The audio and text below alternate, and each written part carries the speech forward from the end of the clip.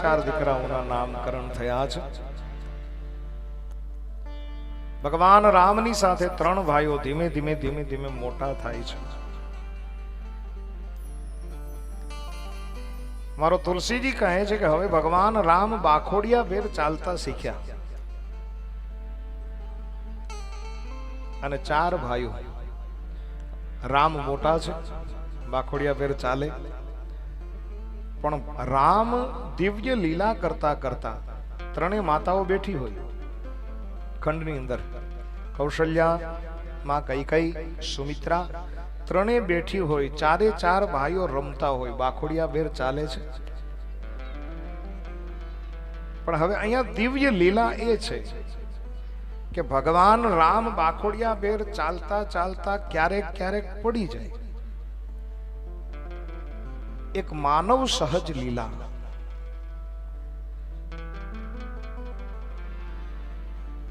જેવા રામ પડે એટલે પાછળ ત્રણ ભાઈઓ છે એને એમ લાગે કે આપણે પડી જવાનું છે.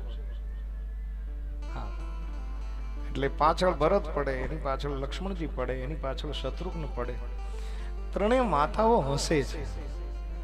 પણ ભગવાન રામ આ લીલા દ્વારા મને અને તમને એવું સમજાવવા માંગે છે કે જ્યારે જ્યારે જીવન જીવવાનું થાય ને ત્યારે સંયુક્ત જીવો, સંગઠન સાથે જીવો છે. રામ ઉભા થવાની કોશિશ કરે તો પાછળ ત્રણ ભાઈઓ ઉભા થવાની કોશિશ કરે, સંગઠન. રામ પડી જાય તો પાછળ ત્રણ ભાઈઓ પડી જાય, સંગઠન છે.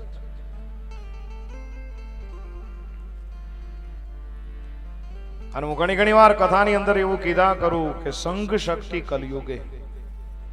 કલયુગની અંદર સંગઠન જેનું હશે એ જીતશે. ભલે થોડા હો, કુટુંબની અંદર ભલે થોડા માણસો હો, પણ તમારું સંગઠન હશે ને તો દર 5 વર્ષે તમારા ઘરે આવશે.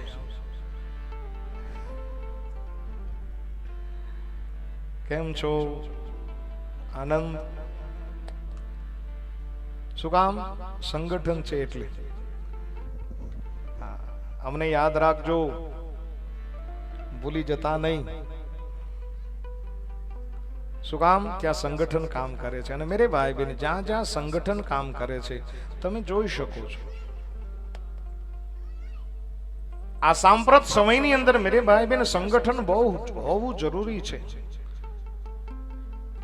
તમે એક પિતાના 3 દીકરા હો તો તમારું કુટુંબની અંદર સંગઠન હોવું જરૂરી છે. કાકા બાપાના 15 દીકરા હો તો આખા એ પિતરાય ભાઈઓમાં સંગઠન હોવું જરૂરી છે. તમારો સમાજ ગામની અંદર હોય તો એ સમાજનું સંગઠન જરૂરી છે. અરે મને કહેવા દો, તાલુકા, જિલ્લા અને રાજ્યનું સંગઠન હોય તો આ ભારત વર્ષ વિરાટ બન્યો છે. 498 વર્ષ પછી રામલલ્લા અયોધ્યાની અંદર બિરાજિત થયા છે. એનું મૂળ કારણ સંગઠન છે સાહેબ.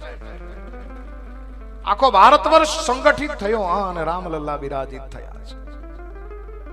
સંગઠન શું ન કરી શકે? મારો રામ મને અને તમને સંગઠનની અંદર જીવતા શીખવાડે છે. અને સંગઠનની અંદર બહુ શક્તિ હોય છે. હું ઘણી ઘણી વાર દ્રષ્ટાંત આપ્યા કરું. એક લાકડી હોય ને, એક લાકડી, એને તમે એક જોંટો મારો ને, હારા બળુકા માણસને આપો કે ભાઈ આને તોડી નાખવાની છે, તો એક જોટા ભેગી લાકડી તૂટી જાય. પણ મને જવાબ આપો કે 100 લાકડીનો ભારો હોય તો એ તૂટશે? નહીં તૂટે. ત્યાં સંગઠન છે. બેનો, તમને વાત કરું કે સાવરણી જ્યાં સુધી બંધાયેલી હોય ને ત્યાં સુધી તમારા ઘરના કચરાને સાફ કરે. પણ સાવરણી જો એક વખત છૂટી પડી જાય તો સાવરણી ખુદ કચરો બની જતી હોય છે. હજી ન સમજાણું હોય તો થોડું હળવું કરીને સમજાવું. આપણી શેરીના એક કૂતરાને પાણો મારો, હાવ હેલું. લાલાતા હાવ હેલું લ્યો. શેરીની અંદર કૂતરું હોય, શાંતિથી ઊભું હોય, ઈ કૂતરાને એક પથ્થરો મારો તમે તો શું થાય? હે? ભાગી જાય. શેરી છોડી દે. પણ એનો એ જ પથ્થર, એનો એ જ વ્યક્તિ જો મધપુડાને મારશે તો શું થશે? હે, તમે જવાબ તો દો.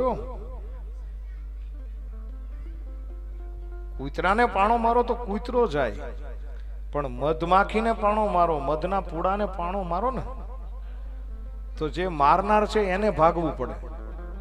અને હવે તો મધે એટલા બધા જંગલી ત્યાં છે, સીધો દાખલ જ કરવાનો, બીજી કોઈ ઉપાય જ નહીં.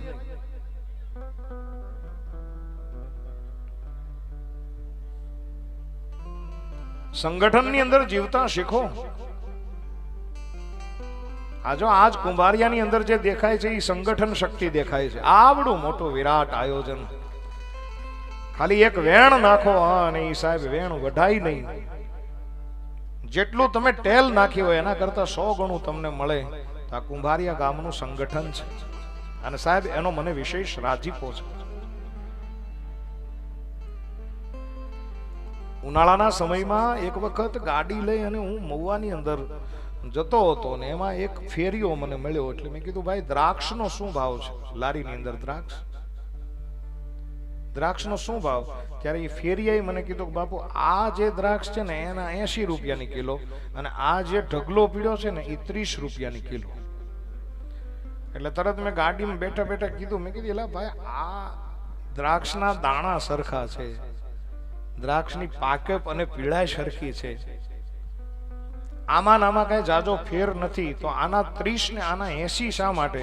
ત્યારે સાહેબ ફેરિયાએ જ્ઞાન આપી દીધું. એ ફેરિયાએ મને જવાબ આપ્યો, મને કે બાપુ આ ઝુમખામાં જે છે ને એ 80 રૂપિયાની કિલો છે, અને ઝુમખામાંથી જે છૂટી પડી ગઈ ને એ ઢગલો છે એનો 30 રૂપિયાની કિલો છે. હું ઘણી વાર સમાજને કહું કે હાથે કરીને ભાવ ખોવા એની કરતા હારે રહેવું હું ખોટું સાહેબ. બસ સાથે રહો, સંગઠિત રહો અને અખંડ રહો. ભગવાન રાઘવેન્દ્ર સરકાર બહુ સુંદર મજાની દિવ્ય લીલા કરે છે. ભગવાન રાઘવેન્દ્ર સરકાર અયોધ્યાની દિવાલનો પાણો જ્યાં પકડી અને ઊભા થવા જાય, અને આ જ વાત મને શ્રીમદ ભાગવતની યાદ આવે. લાલાતા આ જ લીલા ભગવાન કૃષ્ણ પરમાત્મા જ્યારે કરે નંદાલયના એ નેહડાની અંદર, એ દિવાલનો સહારો લઈ અને ભગવાન કૃષ્ણ કનૈયો જ્યારે ઉભો થયો ને, ત્યારે આપણા મજાદરના કાગ બાપુનો એક ભાવ છે. એ મજાદરના કાગ બાપુ એમ કહે છે કે હે ભગવાન, તે મને માણસ બનાવ્યો એના કરતા નંદાલયના ફળિયાનો એકાદો પાણો બનાવ્યો તો સારું હતું. શું કામ? બોલે એ પાણાનો સહારો, એ પથ્થરાનો સહારો લઈ અને અખિલ બ્રહ્માંડનો માલિક જેથી મને પકડત, મને સ્પર્શ કરત, મારું જીવન ધન્ય બની જાય.